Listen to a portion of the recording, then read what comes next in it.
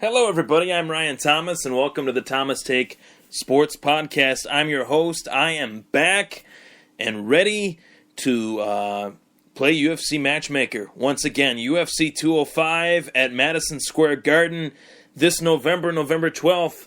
Obviously, some news has been released. Eddie Alvarez and Conor McGregor has been targeted for the event as the main event, possibly, for the biggest card, the next biggest card, I should say, in UFC history. I feel like as time has gone on, with every card that Conor McGregor has been on, it's the next biggest card in UFC history. But this one will definitely be the next biggest card in UFC history, especially if I'm doing the matchmaking. I'm going to give you guys my mock card for UFC 205. What fights do I feel should be on the card and why?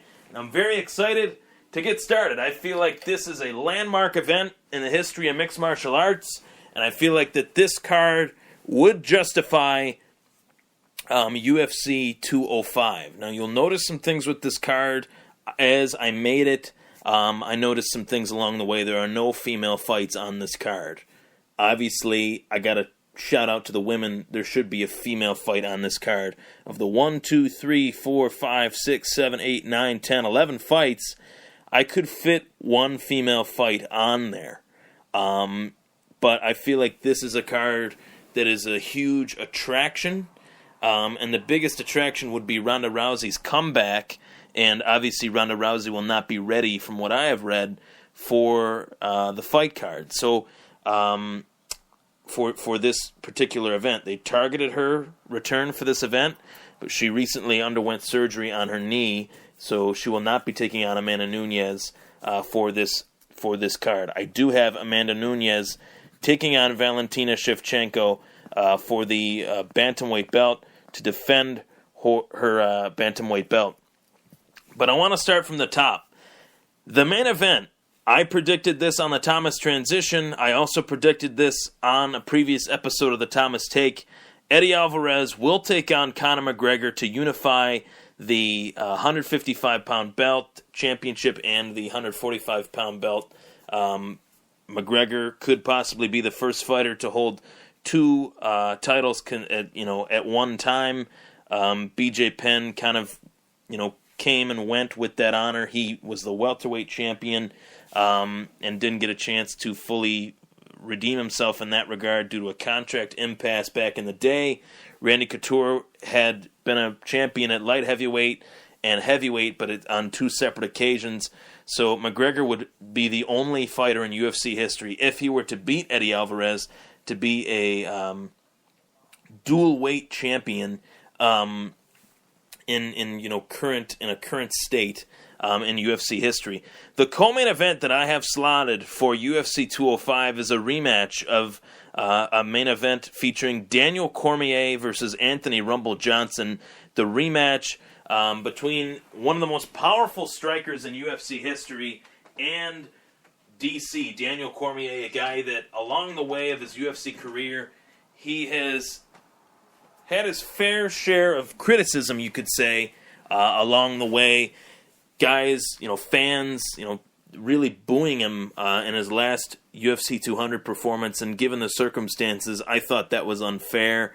This is a big opportunity for him and Anthony Johnson. John Jones should not even be on this card. He doesn't deserve the opportunity to be on this card with the spectacle and stunt that he pulled with UFC 200.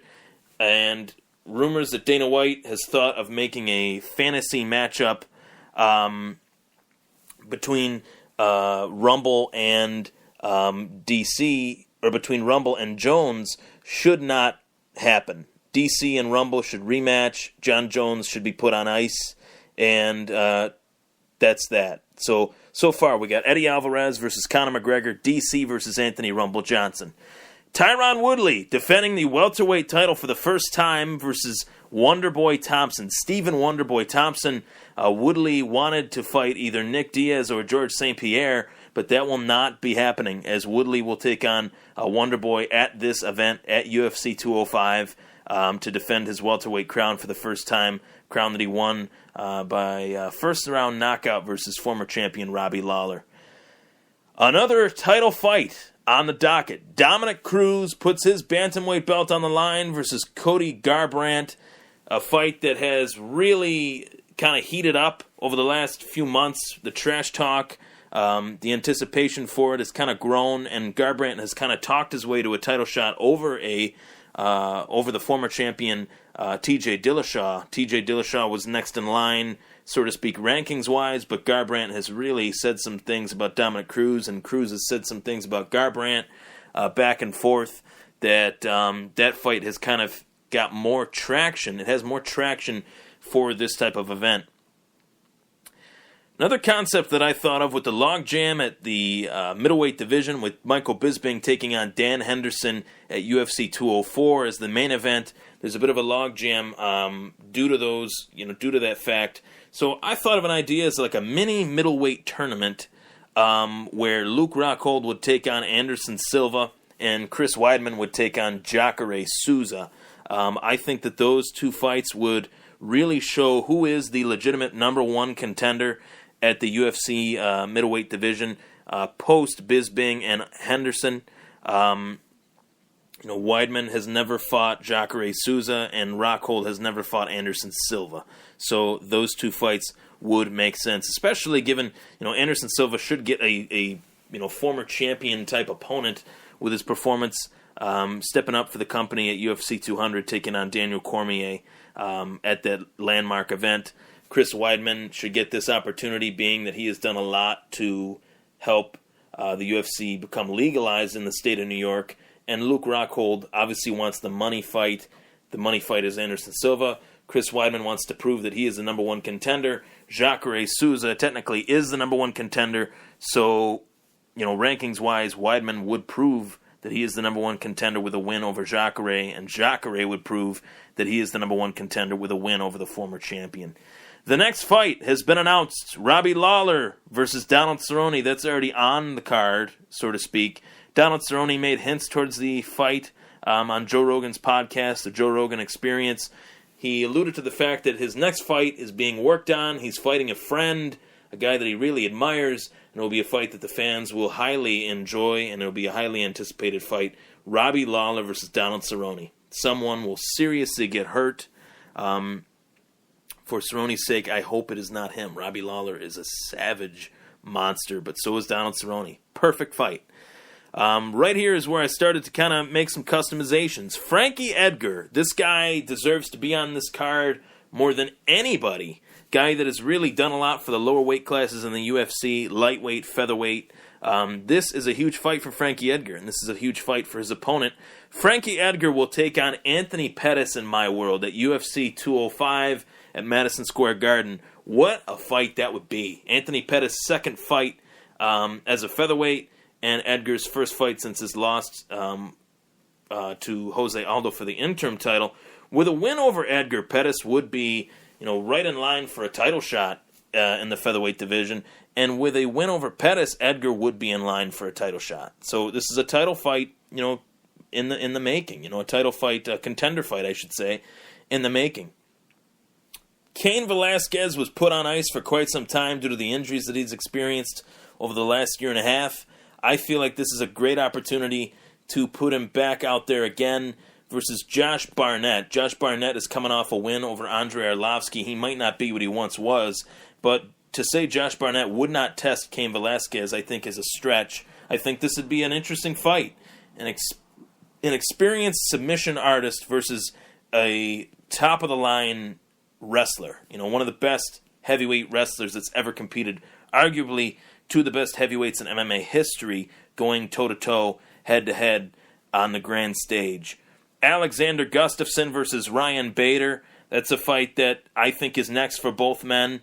They both won at the Josh Barnett-Andrei Arlovski card recently. Bader won by first-round knockout over Ilir Latifi. Gustafsson won a wrestling match basically between Jan Blachowicz. I think I'm saying that wrong. Rashad Evans has officially announced that he's making his debut at middleweight in the coming months. He's not giving up on his fighting dreams, and I don't blame him at all. I still think Rashad has a little bit left in the tank. And I think Rashad Evans will take on Tim Kennedy. a guy that hasn't been around in quite some time. Tim Kennedy's last win was actually over the current middleweight champion, Michael Bisping. So this would be a big fight for both Rashad Evans and Tim Kennedy. Obviously, as I alluded to earlier, Amanda Nunes would defend her belt against Valentina Shevchenko. That is my UFC 205 mock card at Madison Square Garden. The main event would be Eddie Alvarez versus Conor McGregor in a champion versus champion fight. And the main event and the co-main event would be a title fight, DC versus Rumble 2 for the UFC light heavyweight title. Tyron Woodley versus Wonderboy Thompson for the UFC welterweight title. Dominic Cruz defending his bantamweight belt versus Cody Garbrandt. And Luke Rockhold versus Anderson Silva. Chris Weidman versus Jacare Souza in a middleweight tournament. In a middleweight tournament to prove who is the next middleweight contender. Donald Cerrone versus Robbie Lawler in a true barn burner. Frankie Edgar versus Anthony Pettis in an intriguing featherweight matchup. Cain Velasquez versus Josh Barnett. Two of the best heavyweights in UFC history going toe-to-toe. Josh Barnett versus Cain. I like that idea. Gustafsson versus Bader. Evans versus Kennedy. And last but not least, Amanda Nunes takes on Valentina Shevchenko. I really like this card. I would buy this card so easily if this was what was next for UFC 205. I have a feeling that Alvarez and McGregor will be on the card. I have a strong feeling that Woodley versus Wonderboy will be on the card. And I've heard rumblings of Chris Weidman being on the card. But my thing is, let's make a middleweight tournament.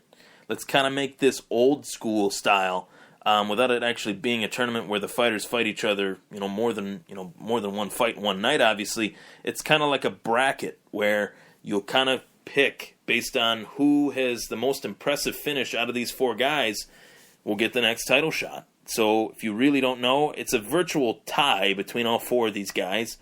Have them fight each other. And obviously the rest speaks for itself. Lawler versus Cerrone, Edgar versus Pettis, Cain versus Barnett, Gustafsson versus Bader, Evans versus Kennedy, and then, obviously Amanda Nunes taking on Valentina Shevchenko. That's a rematch. That's a fight that I want next for the UFC female bantamweight title. Let me know what your thoughts are of my mock UFC 205 card. I am just so elated that the UFC is coming to New York State, coming to New York City. I'm hoping that the next event after the Albany event is in Buffalo. I'm from Buffalo. I want it to be at the First Niagara Center. I know I will be there. It's actually the Key Bank Center now. I know I will be there when that is announced. I'll buy tickets ASAP. I will be there. So thank you guys for listening. That was my UFC 205 mock card podcast episode. This is the Thomas Take Sports Podcast. I'm Ryan Thomas. Thanks for listening.